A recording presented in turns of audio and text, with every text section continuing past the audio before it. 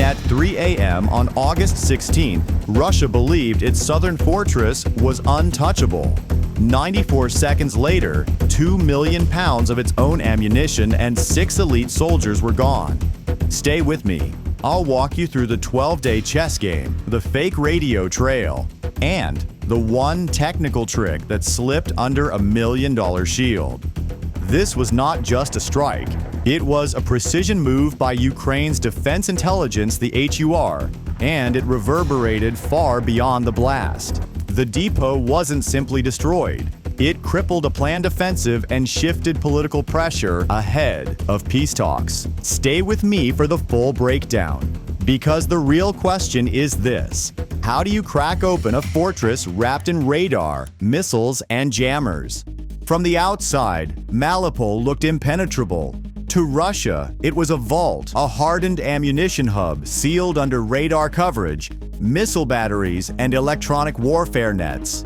Every layer was meant to close off the skies. To Russian commanders, more defenses meant certainty, and certainty meant control. They saw this not as just another depot, but as a crown jewel, something too heavily armored to ever fall. The defensive architecture followed a clear pattern. Radar arrays scanned the airspace for anything incoming. The Panzer S-1 system stood ready to launch interceptors within seconds. Around the perimeter, Zu-23-2 cannons waited to tear apart low-flying threats. Above it all hummed the Borisogledsk-2 jamming network, built to blind or drown out drones before they could find a lock. Layered together, the effect was meant to be overwhelming.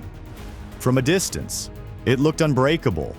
And yet, the more tightly these systems overlapped, the more cracks formed at their edges. Small gaps no one thought worth worrying about. Think of it like a dragon sitting on a mountain of gold, wrapped in scales and fire. The flaw wasn't strength, it was arrogance.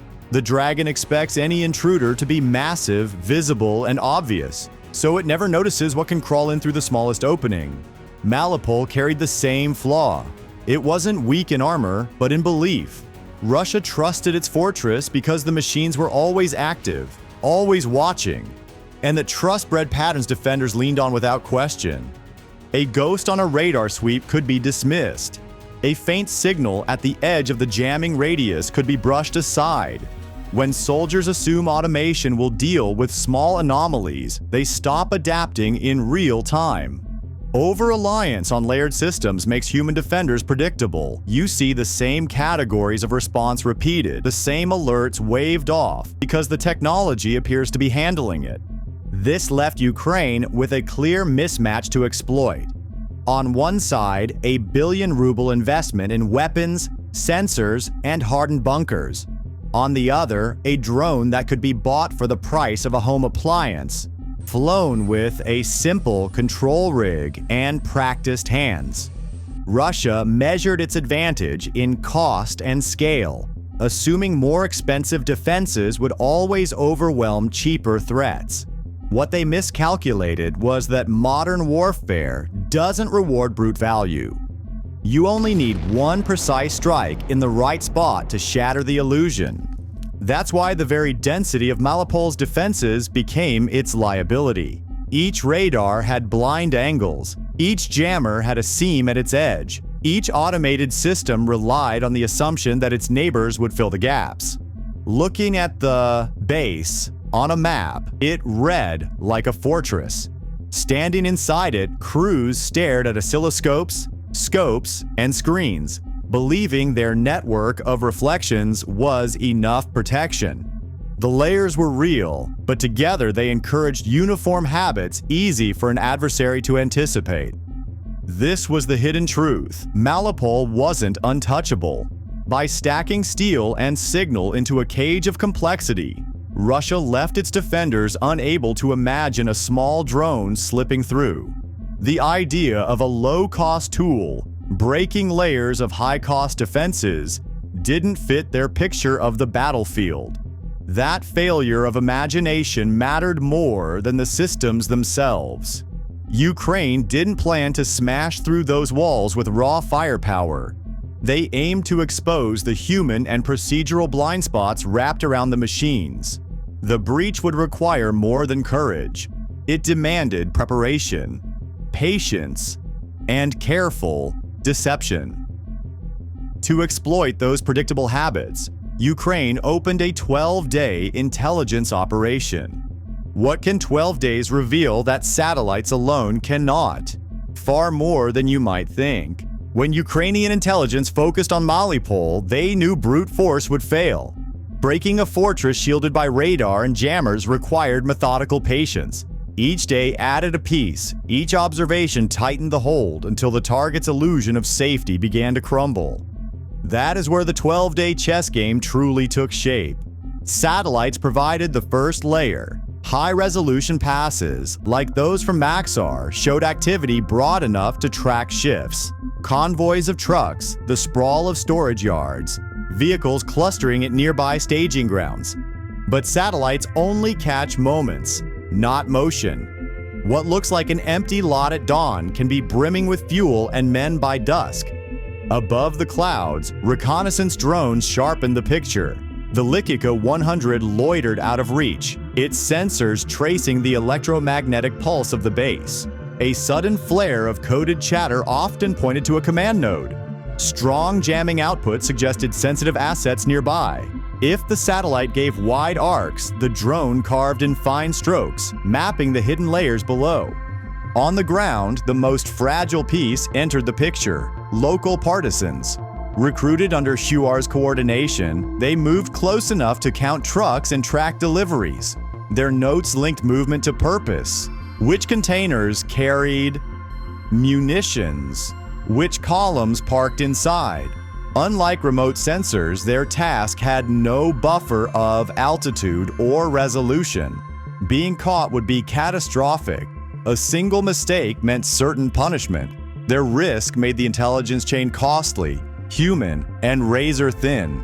This was the board Ukraine built. Satellites like bishops sweeping long arcs, drones as knights striking in clever angles, partisans placed like pawns, small, exposed, but decisive. Alone, each piece was limited. Together they revealed the entire shape of Russia's operation. And the picture was alarming. The stockpile wasn't routine replenishment. It was being readied for a preemptive strike, carefully aligned to break Ukrainian lines just before a two-nation peace summit. Timing was the key. If that blow landed first, it would shift the negotiation table and hand Moscow leverage before talks even began. Every day filled in more of the plan. From orbit, the size of the growing cache. From above, the electronic posture of defenses spinning higher. From the ground, the actual rhythm of trucks, shifts, and rotations. From fragments, Ukraine assembled certainty. Not hunches, not guesswork, but a clear countdown toward an attack designed to bend politics with firepower. That certainty carried risks. Every orbital pass depended on partisans in range of armed patrols. Each drone signal risked counterfire and loss of cover. Each day without exposure was another move forward on the board. Chess, rewards, patience. But only if you anticipate the exact moment for the strike. What Ukraine gained was precision. They knew the payload types flowing into Mariupol.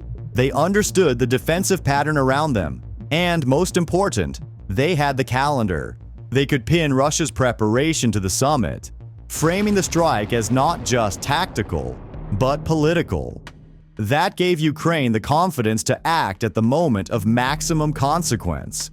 The target was locked, the timing was set, yet before unleashing the drone itself, Ukraine needed one more layer, not just clarity, but deception. Russia's attention had to be shifted. Their confidence turned into blindness. And so came the next play, a carefully planted trail of noise across the airwaves, a feint designed to pull elite troops into the very depot about to erupt.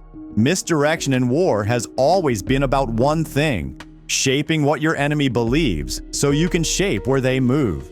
Ukraine understood that principle better than most, and when the 12-day intelligence build was complete, they turned belief itself into a weapon. The first move was on the airwaves. Short, clipped transmissions appeared, carrying the right cadence and call signs, the kind of rhythm Russian field officers trusted. The chatter spoke of an impending Ukrainian push, about 100 miles west, a sector Moscow already feared could unravel supply lines. To Russian ears, this wasn't loose talk. It matched the structure of authentic military traffic. The technical details sounded routine enough to be real. And that was the point. Ukraine wasn't trying to overwhelm with volume. They only needed one story told in the right voice. Russian planners reacted the way Ukraine expected. Rather than thinning out forces near Mariupol, they shifted them in, convinced the depot would serve as a safe staging ground. Convoys moved under cover of darkness. Inside them were two key elements: a detachment of naval infantry, usually reserved for amphibious operations, and an Akhmat Vosto UAV unit tasked with surveillance. Both arrived to set up inside the very compound, sitting on top of tens of thousands of tons of ammunition. On paper, it looked like reinforcement. In practice, they had just tightened the circle. Those Marines who thought they were fortifying a hub now sat in warehouses ringed by volatile stockpiles. The drone specialists unpacked lenses and consoles, expecting the luxury of time to fly tests and monitor distant sectors. None of them realized how exposed they were. They weren't reinforcing security. They had become part of the target payload. The elegance of the deception was in its simplicity. Russia's officers didn't second-guess the traffic because it reinforced their own worst anxieties. When commanders believe the data matches their fears, they rarely stop to ask if the data itself is planted. That's how bad intelligence becomes self-propelling. Every response feels logical, every reinforcement feels prudent, and each decision threads deeper into the trap. Deception has always followed that cycle. Ancient militaries lit fake camps to disguise marching routes. Fleet commanders in the 20th century broadcast phantom signals to simulate units that never existed. Today, the medium is electronic burst wedged into the spectrum. The methods evolve, yet the logic holds. Make the enemy prepare for the fight you don't intend to give, so that they misalign themselves for the one you do. Ukraine executed that concept with discipline. The Russians thought they were staging for control. In truth, they had hand-delivered their best men and their most useful equipment into a powder keg. When you look at it step by step, it's striking how complete the misdirection became. The depot looked like security. The chatter sounded like truth. The reinforcements arrived believing they were one move ahead. They thought they were increasing resilience, but in reality, they were amplifying vulnerability.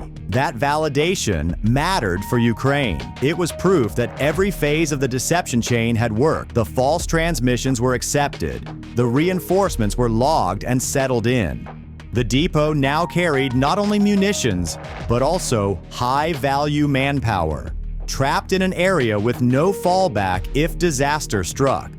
Russia thought it had shored up its position. Instead, it had concentrated strength exactly inside the zone Ukraine would collapse in seconds. The irony is sharp. The very act of reinforcing turned survival into exposure. They had taken the bait. Now Ukraine only needed to get a small, low-signature sensor into the kill zone. How do you outwit a defense grid worth millions with tools that cost less than a family car? By turning its own sensors against it. That's exactly what unfolded when Ukraine launched the final act at Mariupol. The move began with 5 decoy drones, each tuned to mimic the radar cross-section of something larger and more threatening. On Russian scopes, their signatures multiplied. Angles shifted, lines bent, and what looked like a swarm suddenly demanded an urgent response. Operators locked on without hesitation. The Panzer S-1 missile system and Zu-23-2 cannons opened fire, streaking rounds and interceptors into an empty sky. They were burning fuel and ammunition against air that held no real threat. This was the first fracture in the fortress. Every shot taken at shadows drained batteries, stocks, and vigilance. Worse, each cycle of radar tracking locked the grid tighter to targets that didn't exist, leaving blind seams where the real danger advanced. The million-dollar shield was swinging in the wrong direction. Low and deliberate, the Reboth hybrid strike drone moved in at about 130 feet above ground, skimming under radar lines that struggled to track terrain-hugging flight.